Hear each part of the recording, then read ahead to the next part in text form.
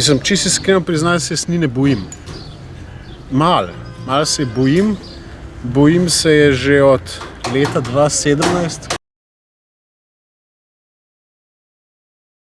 Mirjan, ko se je Nina odločila, da bo raje delala v Drami, pa v Mestnem, pač v teh bolj reprezentativnih pa večjih teatrih.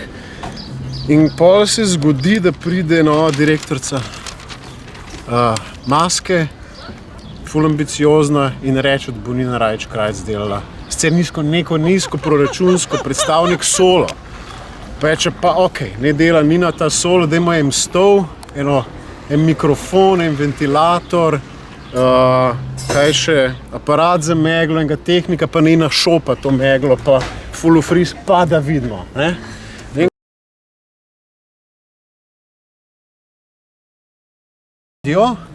Kako tle nek dvižni aparat, kako zapreti celo parkirišče in kako z zlatimi velikimi črkami spisati Nina Rajić Kranjac.